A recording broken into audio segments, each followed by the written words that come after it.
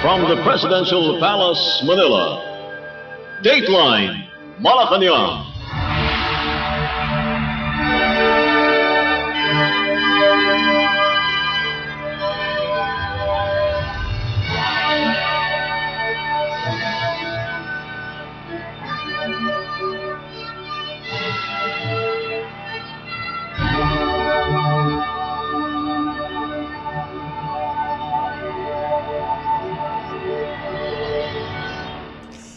Good day. This is Dateline Malacañang. Malacañang on Monday downplayed calls to abolish the Department of Public Works and Highways, or DPWH, over alleged corruption in multi-billion peso flood control projects, saying the government prefers to weed out erring officials rather than dismantle the entire agency. The proposal was raised by Senator Sherwin Gatchalian, who earlier cited long-standing irregularities in the department, including reports of rigged bidding and collusion between contractors and project engineers. In a Palace briefing, Palace Press Officer Claire Castro said, President Ferdinand R. Marcos Jr. does not support scrapping the DPWH, noting that the agency still has career officials and personnel who perform their duties with integrity.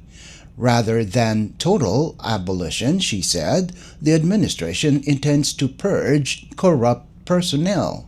To address entrenched corruption, President Marcos recently formed the Independent Commission for Infrastructure, or ICI, a body tasked with investigating anomalous public works projects over the past decade with a special focus on flood control programs. Unang-una po, ang departamento, hindi po lahat ng mga nangangasiwa at hindi po lahat ng mga taong gobyerno sa DPWH ay masasabi nating gumawa ng kamalian. May mga public servants pa rin po at public officials na masasabi natin tumutugon sa kanilang mga obligasyon. Sa ngayon po ay hindi po pa naiisip kung dapat itong i-abolish dahil dapat ang tanggalin dito ay yung mga gumagawa ng mali. Madali naman pong malaman kung sino-sino ito. At sa tulong na rin po ni Secretary Vince, matatanggal po ang dapat matanggal sa ahensya. Palace Press Officer Claire Castro. Dateline Malacañang. Meanwhile, Malacañang said President Ferdinand R. Marcos Jr. is already aware of the controversy surrounding the Government Service Insurance System, or GSIS President and General Manager Jose Arnulfo Veloso, and will study the allegations before deciding on any action. In a press briefing, Palace Press Officer Claire Castro said, the President expects integrity and accountability from all agency heads, but will not rush to judgment without due assessment. She stressed that complaints against Veloso, including accusations of gross mismanagement and non-compliant investments resulting in 8.8 billion pesos in losses, are being taken seriously. Malacañang said updates will be provided once the President completes his review of the matter. Ang alam po natin, ang Pangulo po, ang gusto po niya ay mga taong tumutugon sa kanilang mga obligasyon. Dapat ang pamumuno, ang tamang leadership, ang nais ng Pangulo sa bawat ahensya. Sa ngayon po, bibigyan ko na lamang po kayo ng update kung ano po ang nasa sa loob ng Pangulo patungkol dito. Hindi naman po maagad-agad na bibigla dahil kung meron po mga reklamo sa ngayon, dapat po itong inaaral ng masinsinan. Kung meron naman pong basis, tingnan po natin kung ano magiging desisyon ng Pangulo. Palace Press Officer Claire Castro. Dateline Malacañang. Also on Monday, Malacañang assured the country's biggest business groups that President Ferdinand R. Marcos Jr. is acting on mounting corruption concerns, but warned individuals allegedly attempting to derail the probe to stop sabotaging reforms. The statement followed a joint resolution by 34 major business organizations urging the president to swiftly address what they called a historic, massive, and unprecedented corruption scandal in public works. In a press briefing, Palace Press Officer Claire Castro said, "The president has already taken steps against corruption," citing the creation of the Independent Commission for Infrastructure or ICI, which is now investigating alleged irregularities in flood control and other public works projects spanning the past decade. She said the ICI has already ordered asset freezes, issued immigration lookout bulletins, and recommended the filing of charges against implicated officials and contractors. However, Castro hit back at those allegedly sowing doubt to discredit the ongoing probe.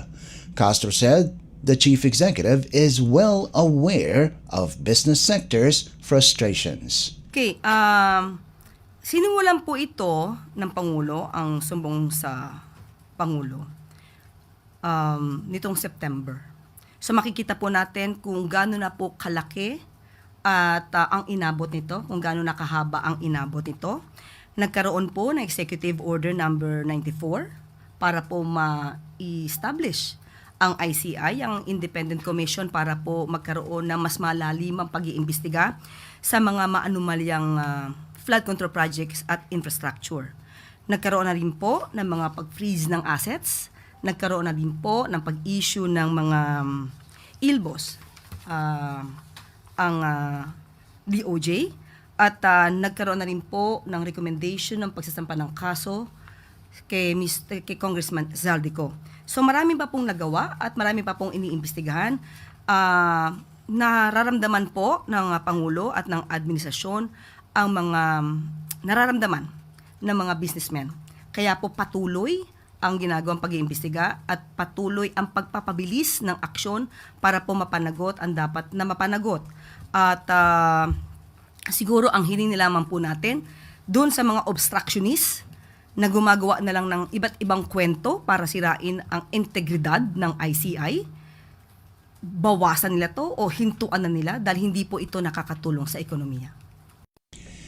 Meanwhile, Department of the Interior and Local Government or DILG Secretary John Vic Rimulya also on Monday inspected the newly constructed building of the Bureau of Jail Management and Penology or BJMP's Quezon City Jail Male Dormitory or QCJMD along Payatas Road to ensure the facility's readiness for any possible indictments of individuals involved in the ongoing flood control scandal.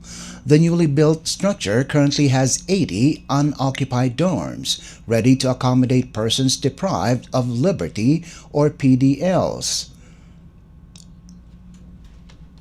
We interrupt this program to give way to a presidential event as Philippine President Ferdinand R. Marcos Jr.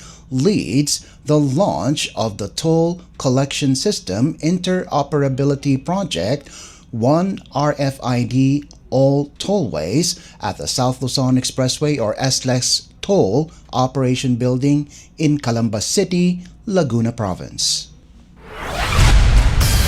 Mula sa Presidential Communications Office at Radyo Pilipinas, ito ang Presidential Live Event. Presidential Live Event.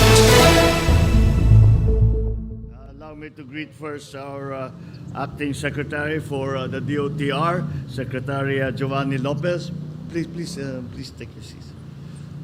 Our partners in this entire endeavor, without whom we could not have done it. I mean, I don't know the difficulties that they had to encounter, but it took us 8 years to get to this point. We are trying to emulate some of the systems that many of us who travel abroad have seen and take public transport have seen, that will make things easier for our commuters and for all the people who use all of these highways.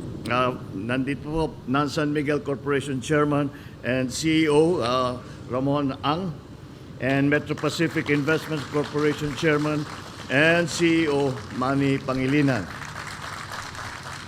Two of our stellar partners in the private sector. Marami sa ating ginagawa ngayon, hindi kayang gawin ng pamahalaan lamang.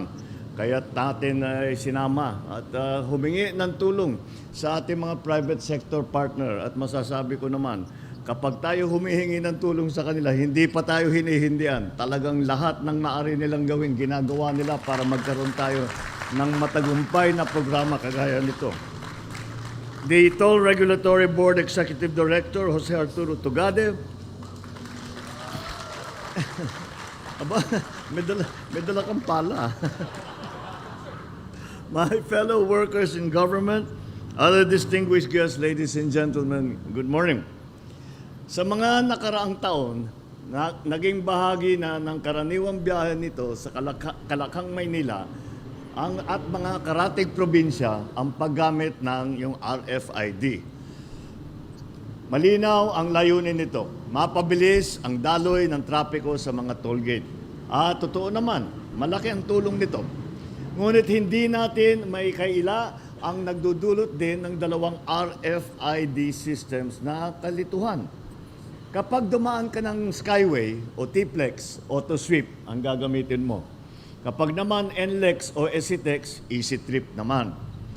Ibig sabihin, dalawang card, dalawang account, dalawang load sa bawat biyahe.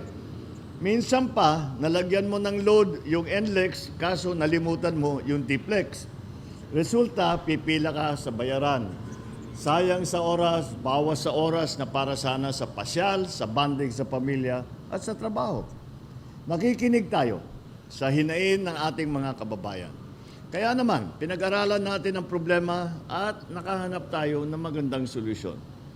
Simula ngayon, iisang RFID sticker na lang ang kailangan para sa mga toll expressway natin sa buong Luzon.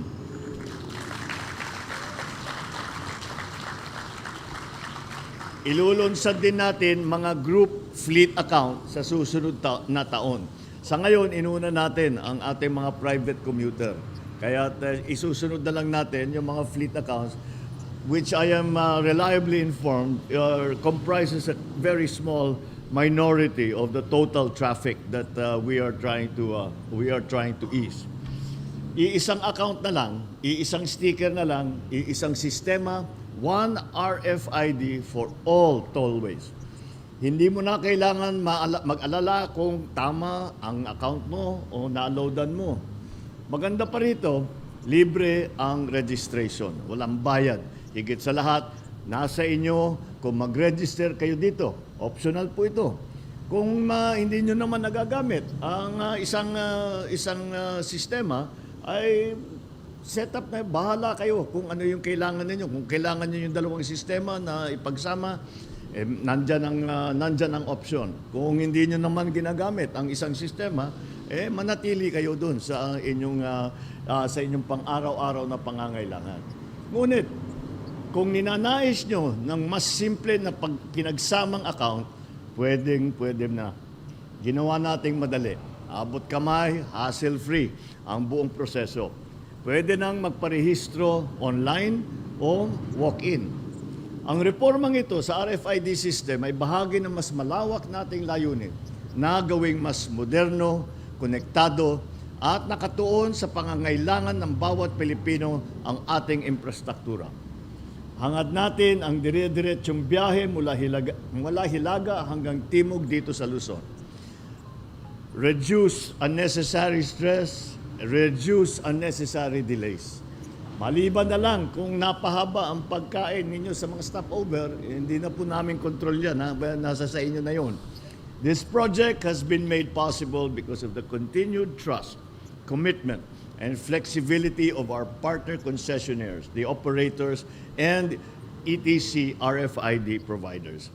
Years of consultation and cooperation with the DOTR and the Toll Regulatory Board have finally led us to a unified system that responds to the real needs of our motorists.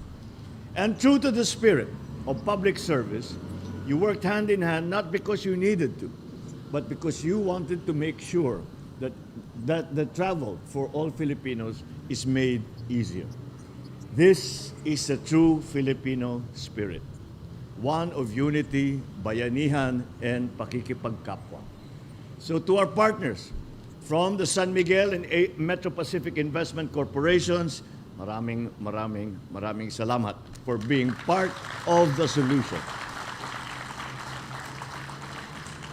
This is once more proof that together we can create innovative solutions to the everyday challenges faced by our people. Muli, isang paalala para sa ating mga biyahero at motorista. Hinihikayat namin kayong siguraduhin may sapat na load ang inyong RFID bago bumiyahe. At sa mga wala pang account, iniimbitahan namin kayo na subukan ninyo ito. Madali lang ang proseso. Tiyak na malaking tulong sa inyong paglalakbay. Mga kababayan, patuloy po nating pinapahusay ang ating transport system. Mas gaganda pa po ito kung magtutulungan tayong lahat. Kaya tuloy-tuloy ang kooperasyon at disiplina sa kalsada. Maraming salamat. Mabuhay tayong lahat. Mabuhay ang bagong Pilipinas. Thank you, Mr. President. That concludes our short program. That was Philippine President Ferdinand R. Marcos Jr. as he led the launch of the Toll Collection System Interoperability Project, One RFID All Tollways, at the South Luzon Expressway or SLEX Toll Operation Building in Calambas City, Laguna Province. Mula sa Presidential Communications Office at Radyo Pilipinas, ito ang Presidential Live Event. Presidential Live Event. Moving on to our program, Philippine Tourism Secretary Cristina Garcia Frasco and Social Welfare and Development Secretary Rex Gatchalian on Monday led the distribution of emergency cash transfer or ECT assistance to 677 tourism workers in Masbate Province whose livelihoods were affected by Typhoon Opong. In a news release, the Department of Tourism or DOT reported that the distribution commenced under the Bayanihan sa Bukas na May Pag-asa sa Turismo or BBMT program, which is a joint initiative of the DOT and the Department of Social Welfare and Development or DSWD. It provides financial assistance and livelihood support to tourism workers whose income was disrupted by natural disasters. Frasco, during her speech, thanked Masbate's tourism workers for their continued service and resilience, emphasizing that the BBMT program was designed to bring hope and assistance to those affected by calamities. She noted the vital role of tourism workers in the nation's economic recovery, noting that the industry contributes nearly 9% to the national gross domestic product or GDP. Meanwhile, Special Assistant to the President Antonio Ernesto Lagdameo reaffirmed President Ferdinand R. Marcos Jr.'s directive for quick and sustained government response to affected communities. For his part, Gatchalian emphasized the importance of interagency cooperation in helping disaster-affected workers get back on their feet.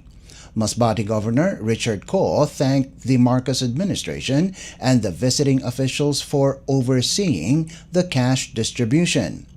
Opong struck the Bicol region in September, displacing thousands of families including those dependent on tourism and small trade for income. After the BBMT rollout, the officials visited the Masbate Center for Livestock Development, Masbate Provincial Hospital, and Masbate Comprehensive National High School to assess ongoing rehabilitation projects in the agriculture, health, and education sectors. The DOT and the DSWD have also implemented similar BBMT assistance distributions in Davao Oriental and Aurora provinces, demonstrating the administration's whole-of-government approach to disaster recovery and livelihood restoration. Dateline Malacañang. Meantime, the Department of Education or DepEd has released 14.4 million pesos for minor repairs and cleanup of schools in Masbate province damaged by severe tropical storm Opong. The funds were downloaded to the schools division offices of Masbate and Masbate City as part of ongoing rehabilitation efforts. DepEd Secretary Sunny Angara personally inspected the repair progress at Masbate Comprehensive National High School and Nursery Elementary School 2 weeks after an earlier visit with President Ferdinand R. Marcos Jr. on October 1st. Repairs are ongoing for schools that sustained an estimated 1.079 billion pesos in classroom damage, mostly in Masbate City. To sustain rehabilitation efforts, DepEd has requested an additional 23.4 million peso budget. The agency reported 100% completion of minor repairs on damaged roof, ceilings, and electrical wiring, and about 40 to 45% completion of major repairs at Nursery Elementary School. At Masbate Comprehensive National High School, restoration of multi-story buildings and other structures is between 30 and 90% complete. Funds for totally damaged classrooms will be included in the 2026 Basic Education Facilities Fund or BEFF and Quick Response Fund or QRF. DepEd has also allocated 20 upgraded temporary learning spaces under its ongoing emergency procurement to accommodate affected learners. Overall, the agency is repairing 1,651 damaged classrooms, with major restoration works expected to be completed between December and February next year. Dateline Malacañang. And finally, the Presidential Task Force on Media Security or PTFOMS on Monday denounced the shooting of radio broadcaster Noel Belen Samar in Ginobatan, Albay Province, calling it an assault not only on the victim but on press freedom itself.